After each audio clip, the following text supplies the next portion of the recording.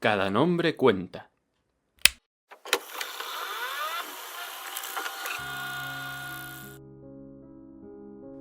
Buenos días, buenas tardes y buenas noches. Aunque la guerra no gusta a casi nadie, lo cierto es que el cine bélico puede llegar a resultar mucho más que espectacular.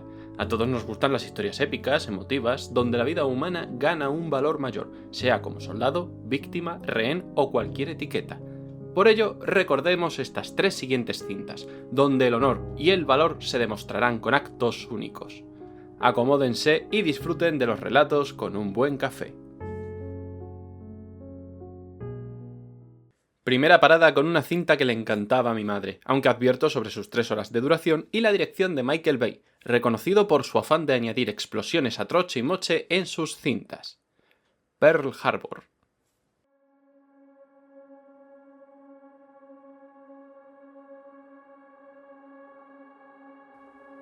Rafe y Danny crecieron juntos soñando con volar, siendo amigos inseparables y ahora convertidos en pilotos del ejército estadounidense en vísperas de la Segunda Guerra Mundial.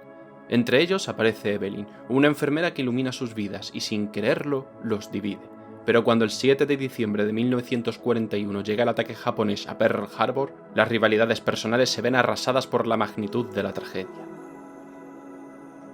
La película es algo más que una historia de amor triangular, es también la crónica del instante en que la historia cambió. La primera hora nos adentra en las pasiones íntimas, pero todo estalla con el ataque. Fuego, caos, aviones rugiendo sobre el puerto, barcos ardiendo. Ahí, Michael Bay pone toda la maquinaria al servicio de la épica, y aunque la crítica fue muy dura con el guión, incluso sus detractores reconocieron que la secuencia del bombardeo es uno de los grandes espectáculos bélicos del cine moderno.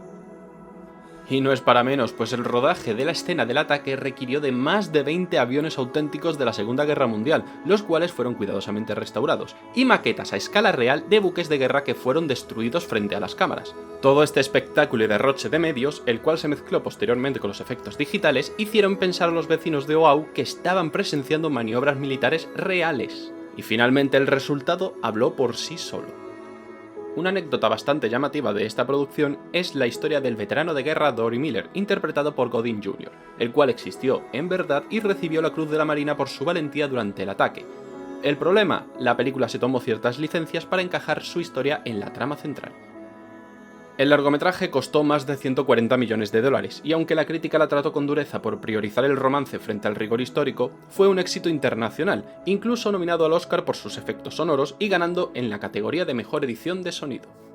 Por lo cual no es ninguna locura decir que la película, con todos sus excesos, logra transmitir una sensación muy poderosa, y es que la guerra no solo arrasa ciudades y ejércitos, sino también vidas privadas, amores nacientes y amistades de toda la vida.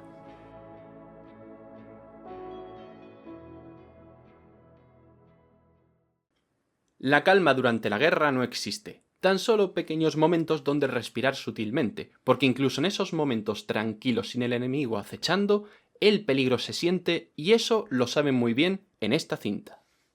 Enemigo a las puertas.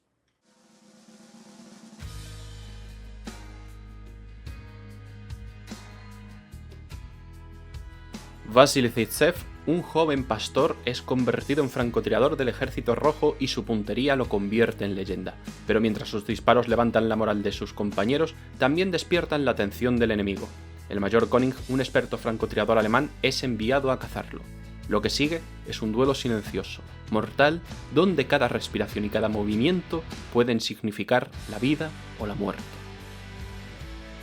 Esta cinta convierte la batalla de Stalingrado en algo íntimo. No son ejércitos moviéndose a gran escala, sino dos hombres midiendo su paciencia en medio de las ruinas. Y entre ellos se cruza el amor de Vasily por Tania, una combatiente soviética que lucha por la supervivencia tanto como por la victoria. La guerra aquí no son solo balas y trincheras, también es hambre, miedo, orgullo y deseo de seguir vivos aunque todo alrededor se derrumbe. Y si estas ideas ya os parecen monumentales, el rodaje también lo fue, pues se construyó un set gigantesco de Berlín que recreaba un tercio de la ciudad de Stalingrado, con ruinas, escombros y escenarios destruidos, lo que costó una buena parte del presupuesto inicial. Y los extras eran tantos que en ocasiones los directores de escena utilizaban altavoces militares para coordinarlos, haciendo que la inmersión fuese aún más real. Jude Law se sumergió en la disciplina de los francotiradores para poder manejar el fusil soviético con naturalidad, mientras que Ed Harris aportó la frialdad de un cazador paciente, construyendo un antagonista sin excesos pero cargado de tensión. Rachel Weisz aportó humanidad en medio del caos, aunque su escena íntima con Law causó bastante debate, pues muchos críticos la consideraron fuera de lugar en un entorno de guerra tan brutal. Una curiosidad bastante interesante es que aunque el personaje de Koenig está inspirado en relatos de la época, no existe constancia real de que el duelo de francotiradores ocurriese. Algunos historiadores creen que fue un mito propagandístico soviético para mantener la moral alta. Aún así, la película convierte esta leyenda en un relato poderoso sobre el enfrentamiento entre dos hombres que encarna la ferocidad de sus naciones. La cinta equilibra la épica con lo personal. No muestra solo la magnitud de Stalingrado, sino la soledad de dos francotiradores atrapados en un tablero de ajedrez mortal, y cuando uno dispara, el otro responde. Lo que se siente no es solo la tensión, sino la certeza de que en la guerra hasta la gloria sabe a sangre y silencio. Finalizamos con una historia única. Una de esas donde las esperanzas dan fuerzas y donde la valía se demuestra con actos arriesgados, dando resultados más que dignos.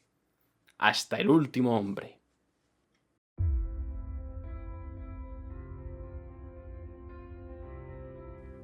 Desmond II creció en una familia marcada por la violencia y la fe. Cuando estalla la Segunda Guerra Mundial, decide alistarse como médico de combate, pero con una condición inquebrantable: jamás tocará un arma. Para sus compañeros es un cobarde, un obstáculo, y para sus superiores un soldado inútil.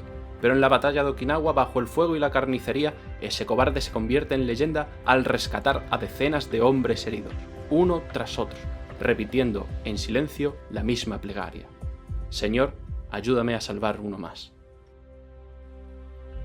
Lo que hace tan poderosa esta historia del cine es que no se trata de una ficción, sino que ocurrió en verdad. Desmond II recibió la Medalla de Honor del Congreso de Estados Unidos al salvar a más de 70 soldados en una de las batallas más brutales del Pacífico sin disparar nunca en su vida una sola bala. En un género dominado por héroes armados, aquí el valor se mide en fe, compasión y resistencia. Mel Gibson dirigió esta película con crudeza y solemnidad. En la primera parte muestra la dureza del entrenamiento militar y el desprecio que II sufrió de sus propios compañeros. En la segunda parte, la batalla. Cuerpos destrozados, explosiones constantes, silbidos de balas por aquí y por allá, un campo de guerra convertido en pesadilla. Gibson decidió no suavizar nada, y eso hizo que la valentía de II en el largometraje resplandeciese aún con más fuerza.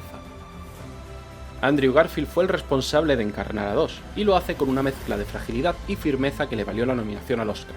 Pero curiosamente, el propio II había rechazado durante años que su historia se llevase al cine, porque temía que lo convirtiesen en algo demasiado hollywoodense. Solo aceptó cuando le aseguraron que el mensaje central sería su fe y su humanidad, no un simple espectáculo bélico. El rodaje de la cinta se realizó en Australia, y muchas de las escenas de batalla utilizaron explosiones prácticas con cientos de extras, lo que le dio una sensación física y realista que pocos largometrajes bélicos logran.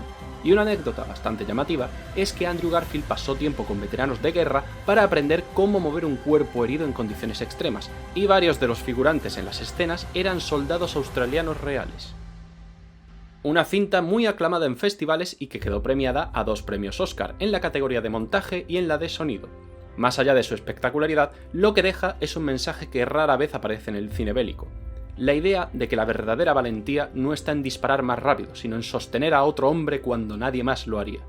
En medio de la sangre y del estruendo, II se convirtió en un faro, y su historia nos recuerda que incluso en la guerra más brutal, la humanidad puede ser un acto de fe.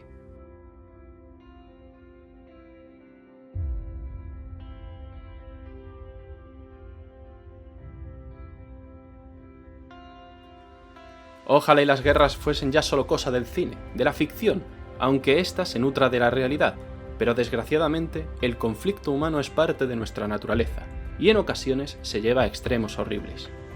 Ya no hablo únicamente de algo bélico, sino de nuestro día a día, donde una simple opinión o pensamiento libre de maldad es motivo para iniciar una batalla campal. Existen ideas e ideas, por supuesto, y no todas serán respetables, habrá que mirarlas con lupa, pero solo por pensar diferente no deberíamos pelear, sino construir. Pero por lo pronto eso es todo, amigos. No olvidéis que podéis seguirme en Instagram, Twitter y TikTok como Mirbler, que podéis dejarme en comentarios mensajes en mis redes sociales películas que os gustaría que tratase y compartid el podcast si os gusta lo que escucháis. Muchas gracias a todos y por si no nos vemos luego, buenos días, buenas tardes y buenas noches.